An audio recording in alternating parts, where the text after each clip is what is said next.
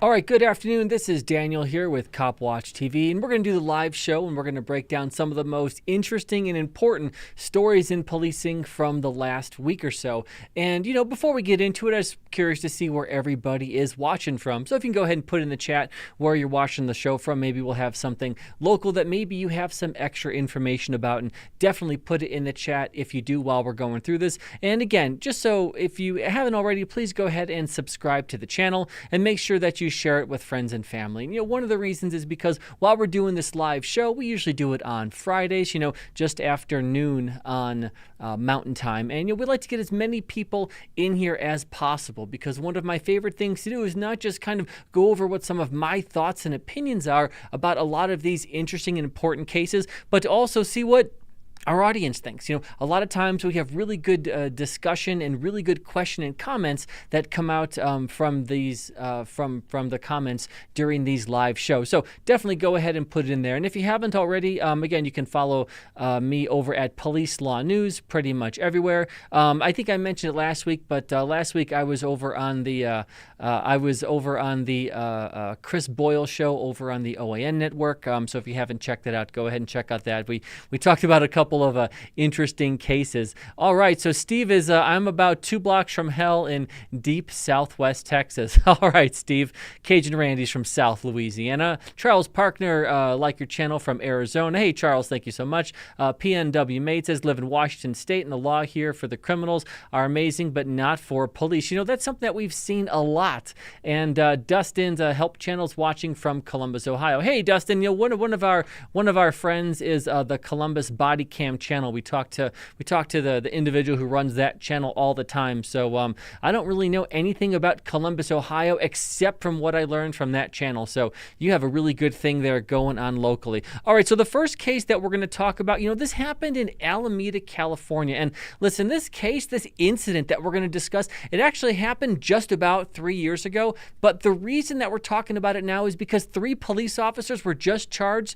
with involuntary manslaughter. So I'm going to tell you what happened, then kind of some of the politics behind this, and then I'm going to give you my opinion. And, as I'm going through with it, again, if you guys have thoughts or opinions on whether or not you think the police officer should be charged, definitely go ahead and put it in the comments, and we can go ahead and discuss. So this incident happened, like I said, just about three years ago in Alameda, California. And the way this started was a call for service. So, police officers weren't just walking around with nothing to do and, they decided to harass someone. There was a call for service. So there was a call for service at a public park where, people called in and said, hey, there's this guy and he's kind of acting crazy. He's yelling and he's screaming and he's talking to himself. And, he's kind of scaring a lot of the just normal people who are there at that park trying to enjoy the day. So police officers arrive on scene. They make contact with an individual. His name is Mario Gonzalez. He's 26 years old and he's out of his mind. He's not making a whole lot of sense. He's not really listening to the police officers.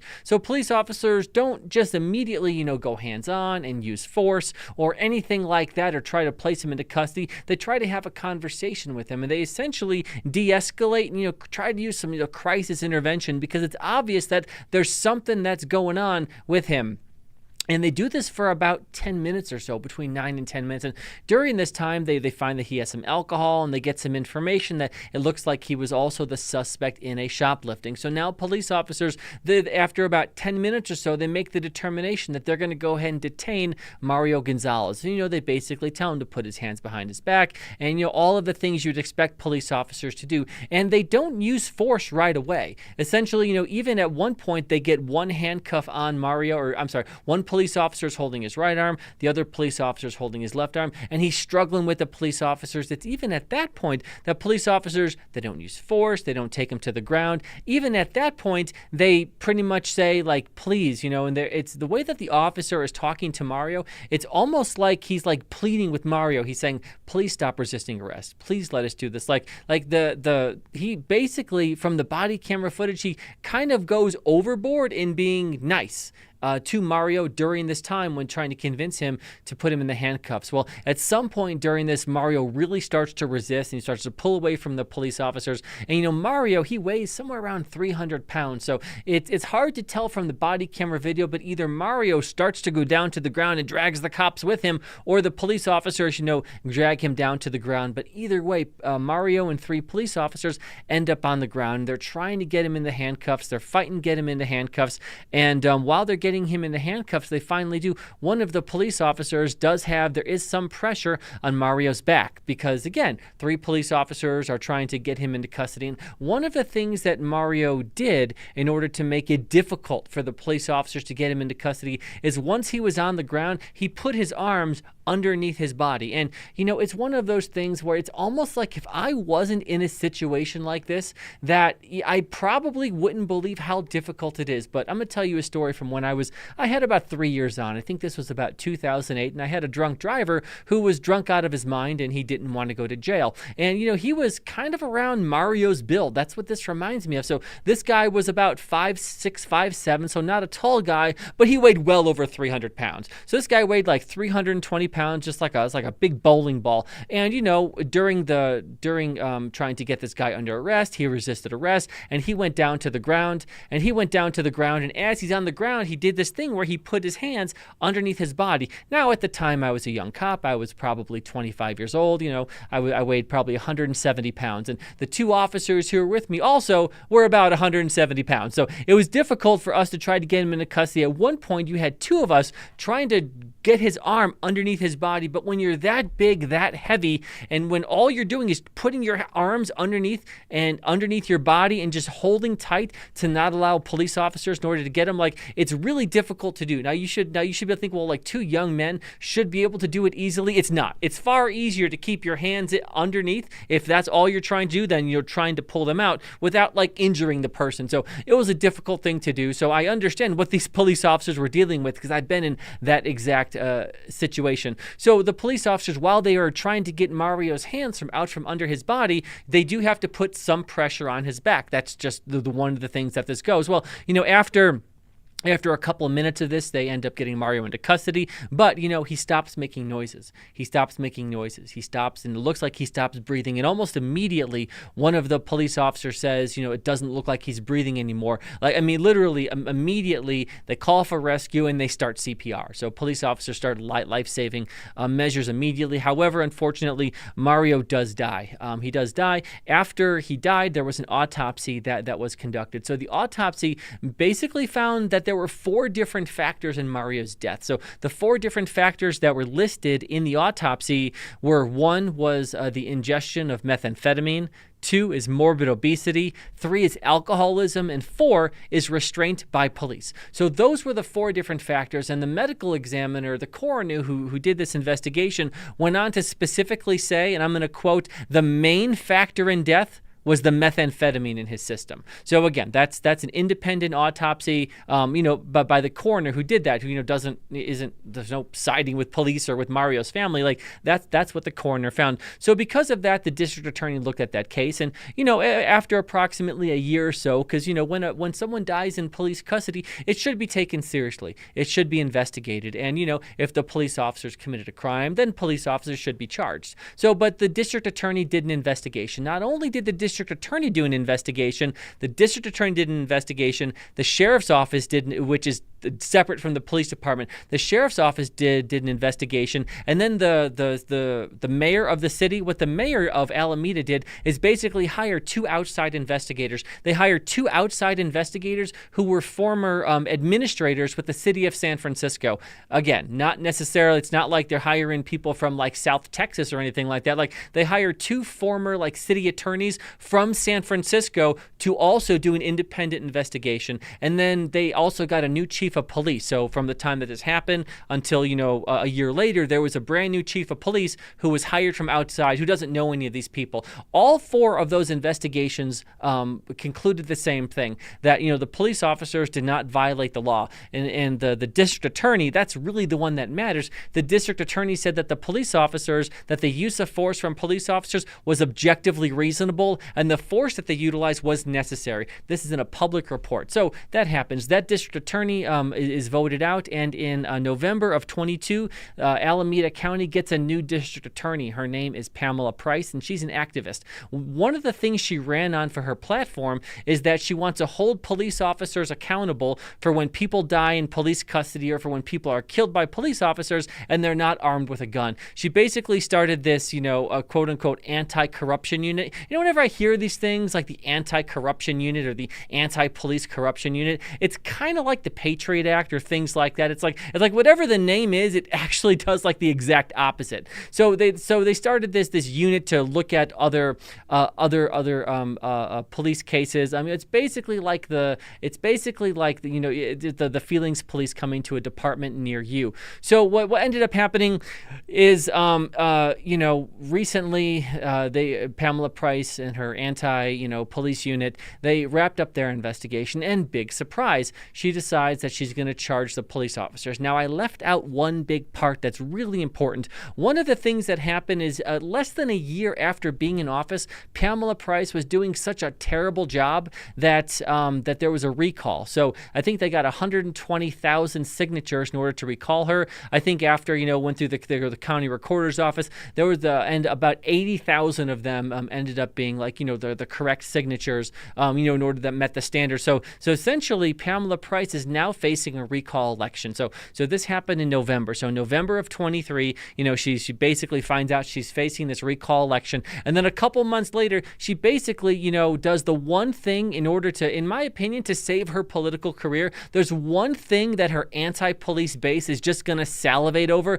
and really just support her on, and it's charging cops. And that's exactly what she did. She went ahead and charged 3 police officers with involuntary manslaughter. Now, my opinion on that is I think that's nonsense. It doesn't make any sense. I think the most that each cop is facing is 4 years. But again, this went through 4 different investigations. It went through an investigation from an independent investigation where former city attorneys from San Francisco looked at it, said the cops didn't violate the law. The sheriff's office, who isn't this police department, they investigated, found they didn't violate the law. The district attorney investigated it and found that they didn't violate the law either. Now, all of a sudden, Pamela Price comes in. She's on the political hot seat, and she basically, again, she ran on prosecuting cops. So what a shock. Now she's prosecuting cops. I don't think it makes a whole lot of sense. I don't think the police officers are going to get convicted, not just based on the facts of what happened, because clearly the facts of what happened is that there were 4 different factors in his death, and the main factor was his ingestion of meth. So again, if you look at what the police officers did, none of it was excessive. Again, they de-escalated the situation with him for about 9 minutes. Even when they tried to get his hands behind his back, they stand there. One officer has one arm, another officer has the other arm. He starts to resist. They do not take him to the ground right away. They still go another minute or 2 of trying to convince him to put his hands behind his back. And it isn't until he just starts thrashing and falls to the ground that they end up on the ground. So again, I know we can look at a lot of times. So what they're trying to do is compare this to the George Floyd case. And this isn't that.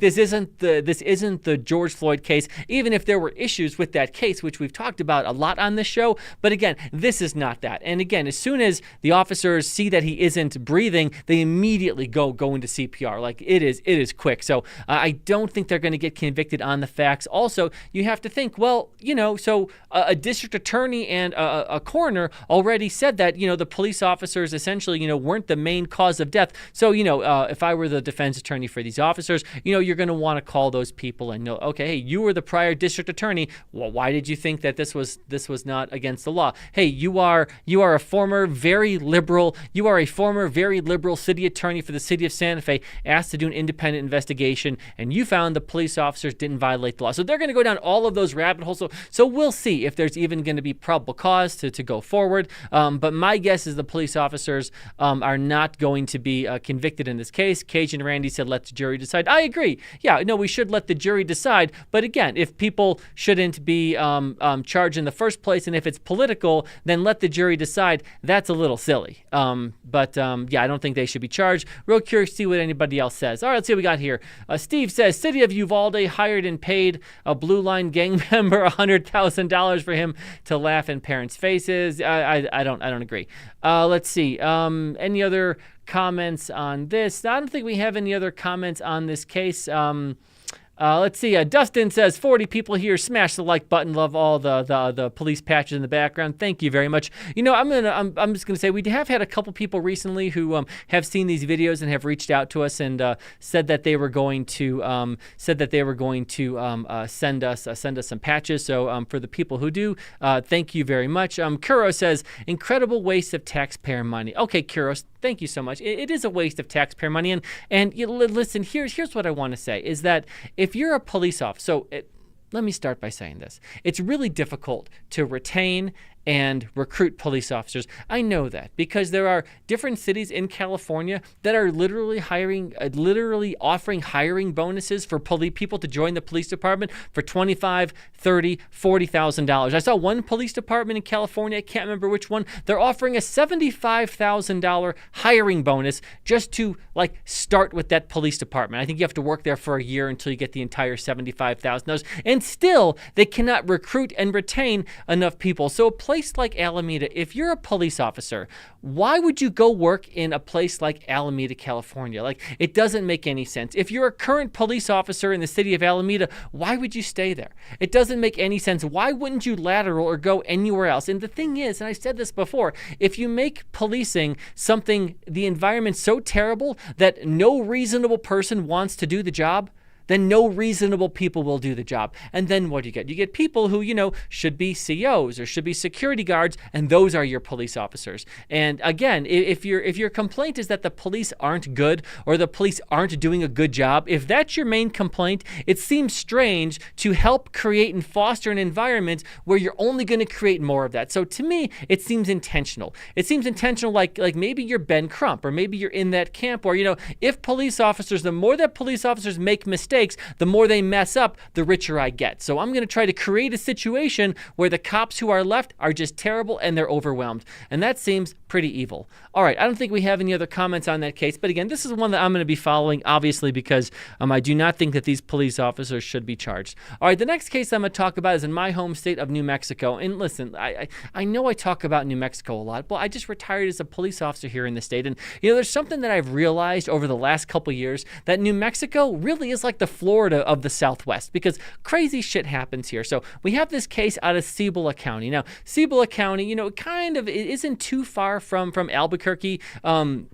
It's maybe an hour or so outside of Albuquerque, a lot of Cibola County. And, because it's a kind of a rural area, the judges in this area and the courthouses often, I think this is true for all around the country, in smaller areas, not every single county has their own courthouse. So in Cibola County, the courts and the judges, basically they oversee 3 different counties. So that's just one of those things that happens in a place like this. Well, there was a man who was unhappy with one of the judges. His name is John Carl O'Brien, and essentially he was upset with the judge, Amanda Sanchez Villalobos, and he was upset with her. And instead of dealing with it like a lot of us would, maybe attending court, maybe writing a letter, doing some kind of a protest, letting the news know, trying to get a hold of local media or hiring an attorney, what Mr. O'Brien decided to do is he decided to arm himself with an axe and show up at the courthouse and, try to, with the intent to chop the judge into pieces. And I mean, that's why I'm saying it's crazy. He's this crazy looking guy who's walking around a courthouse with an axe like he's a character from the fucking Walking Dead. I mean, this doesn't make any sense. And now I know you might be saying, well, how do you know it was his intent to chop up the judge into pieces? Like, maybe he was just going there because he's weird and he wanted to threaten her. Well, the thing is because this judge Villalobos could be in any of 3 counties at any time, he didn't know exactly where she was going to be. So before he showed up at the courthouse in Cibola County, he actually drove around pretty much the state of New Mexico looking for this judge. He went into a couple different law offices and a couple different courthouses trying to find her. And as he was doing it, he was yelling and screaming and saying that he was going to shoot the judge with a gun, that was his intent, that he wanted to kill the judge. That's the allegation that he was going around saying. So when he showed up with an axe at this courthouse, he was confronted by a police officer. Thankfully, as soon as he was confronted by a police officer, he dropped the axe, and the police officer was able to take him into custody, really without any incident. And he was charged with, I think, 7 different felonies, including attempted murder. So that's just the kind of strange thing that happens here in the state of New Mexico. That just happened recently. And the body camera footage is wild. It's this crazy looking guy walking around a courthouse with an axe. Again, it looks like something out of The Walking Dead. He looks absolutely nuts. Okay, so the last case that I want to talk about, and this is something that I usually don't cover cases like this, but I think this is pretty interesting. So, before I get into it, let me answer Steve's question. Steve, why should taxpayers fund and equip people that have no duty to protect anyone but themselves? Yeah, that's not true. So, your paradigm isn't correct, Steve. So, there's not a whole lot I can do with a question like that, because the premise of it just isn't true. But let me just go down this rabbit hole for a second. So I think what Steve is referring to is there was a Supreme Court case not long ago that basically, here's what the claim is. People say that the Supreme Court said that police officers don't have any obligation to protect anyone, so you're basically on your own. So that's what Steve said. And if you actually look at that Supreme Court case, let me explain a little bit. Here's what it was. Basically what happened is that, someone was complaining that essentially the police didn't do a good enough job. The police didn't do a good enough job, and one of their loved ones died. So it wasn't a criminal case against the police officers. It was a civil case. So it was basically people trying to get money out of the police department because they think the police officers didn't do a good enough job. And, basically what that said, what was said is that in the court case is basically the court said, well, the police officers didn't violate any law. They didn't violate, they didn't do anything illegal. So no, just because they didn't do as good of a job that you want, that I want, that maybe we can agree, hey, cops should have done a better job, but just because they didn't do, a good job, you can't sue them for money. So that's basically what that court said. It was a civil fight over money where the judge said, or the court said, just because the police officers did less than a stellar job, you can't just sue them for money. They didn't break any law. So basically, Steve takes that ruling and then says they have no obligation to protect anyone. And again, that's pretty dishonest, because it's almost like that Supreme. It's basically saying that one Supreme Court case that most police officers don't even know about. Again, I was a cop for 20 years. I never even heard of that case until I started to do social media content. I didn't even learn about that case when I did my master's degree in criminal justice, and I didn't learn about that case in law school. So again, if you think that police officers out there know about this case, you're absolutely crazy. I can go and poll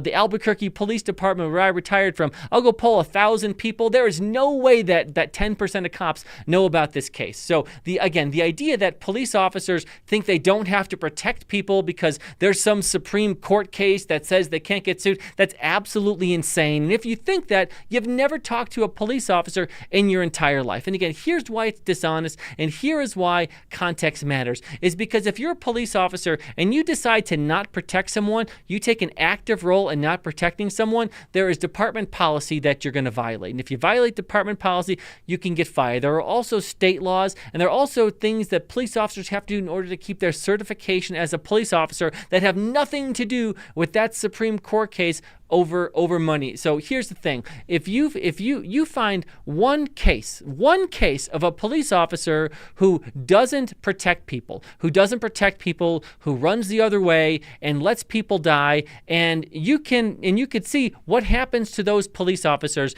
They don't just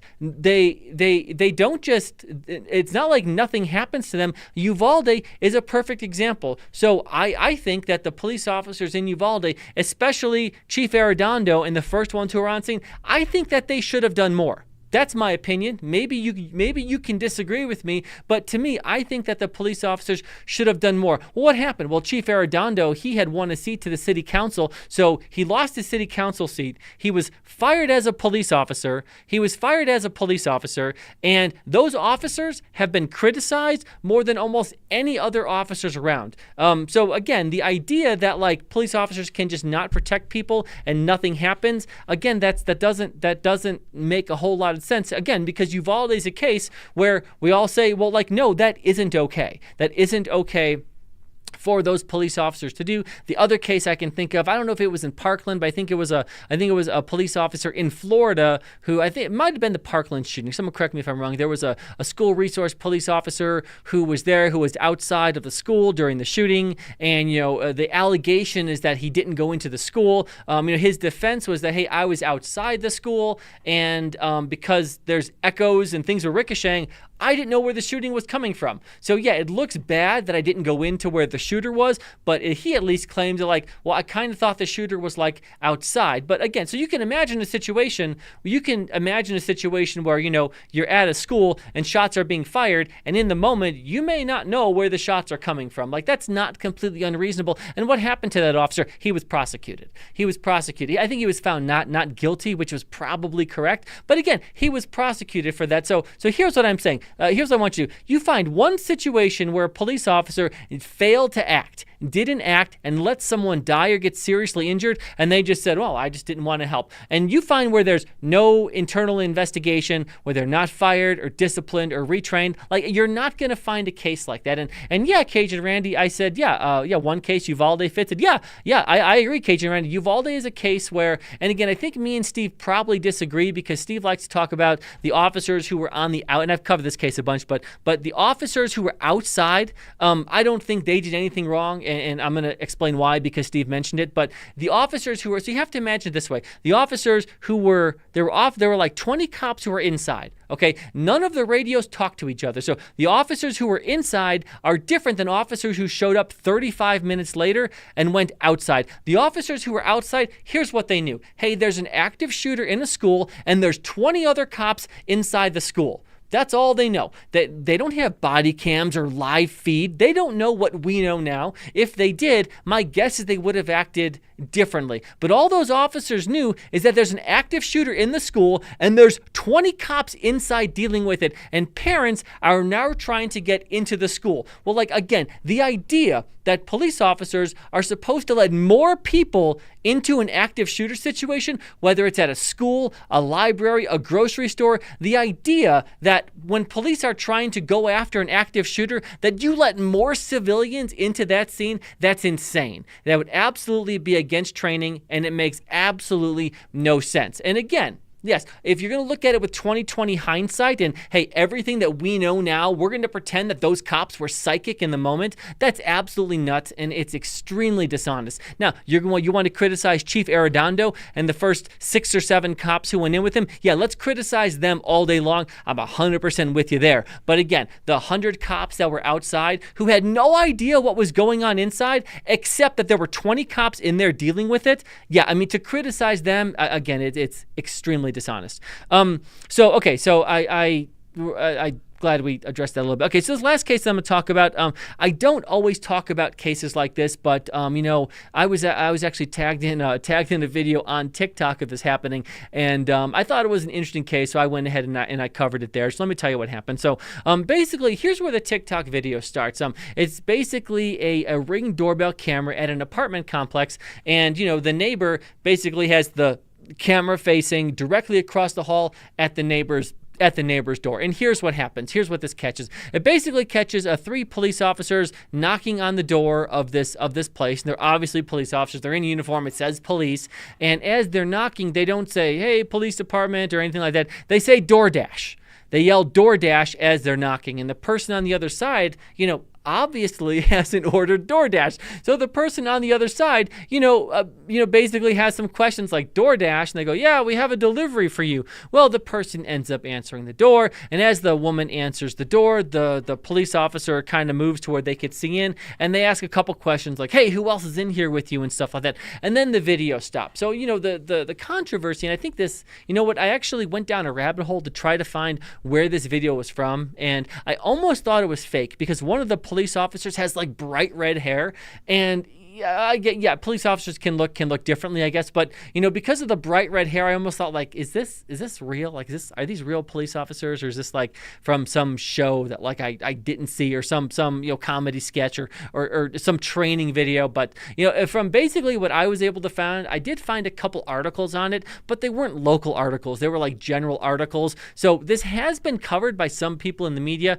I haven't found any information that it's fake, though. Again, I'm a little suspicious because I can't find like the police department where this happened. Again, I didn't look real hard. I looked for about 5 minutes. But typically, the first couple articles you find are local articles, or like something from like CNN that like indicate exactly where it happened. I couldn't find it. Maybe you guys can. But, so basically someone tagged me in that video and they said thoughts. So I do have some thoughts on it. So basically some of my thoughts on this are that it's not illegal. So it's not illegal for police officers to do. Police officers can use a ruse. They can lie. They absolutely can do that in order to do this kind of stuff. Now, again, you may not like that, but I'm just saying, just factually speaking, it's legal. Now, here's where police officers cannot lie. Now, let's say a situation like this, like somehow this leads to an arrest or a collection of evidence that's going to be used against someone in court. What police officers cannot lie about is how they gained entry. So police officers will have to, well, not only is it on body camera video, but police officers will have to testify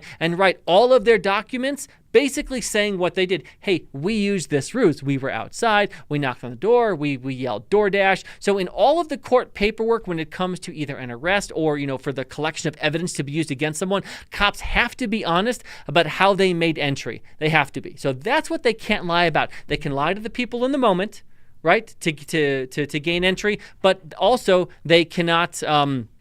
But also, they have to be honest in court paperwork. But I'm going to be just, again, very honest. In my career, I spent 10 years on patrol, where I was taking calls for service, in Albuquerque, and I never used this once. I never used this. I never used this once. Not saying it doesn't happen. I actually reached out to a couple other police officers. Dexter Pitts. I reached out to him. He's pretty popular on Instagram. He wrote a book. And I reached out to Officer Ben. He runs Thoughts of a Police Officer channel over on Instagram as well. So I reached out to them just to kind of get their thoughts of it. And that's the video. Absolutely.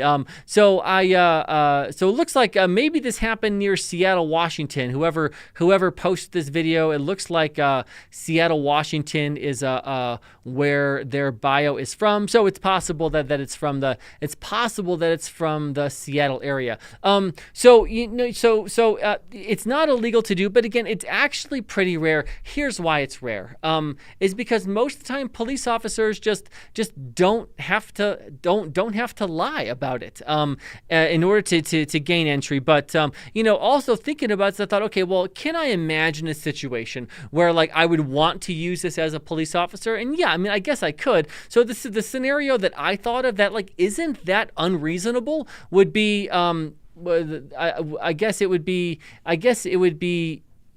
let's say there was a 911 hang-up call. So essentially someone called 911 and the operator was able to hear some kind of a disturbance on the other end. And then, police officers get there. What police officers do, they always do a little bit of research, or they should do a little bit of research. Hey, where are we going? Who lives there? What's the history of the house? So the police officers have a 911 call. There was a disturbance on the other line. They do 2 minutes of research and look up prior calls and say, ooh, these people are uncooperative with police officers. So under that scenario, could I see police officers knocking on the door and yelling DoorDash as just to try to, get people to open the door to make sure everyone's okay? Yeah, that's fine. I guess I could see that. But again, it's not common. I don't think I would do it in a situation like that, because here's the thing. Police officers typically don't have to do this. Now, let's say police officers have, objective evidence that someone is in danger. Let's say they get there and they knock and announce police department, and, no one answers the door, but they hear yelling and screaming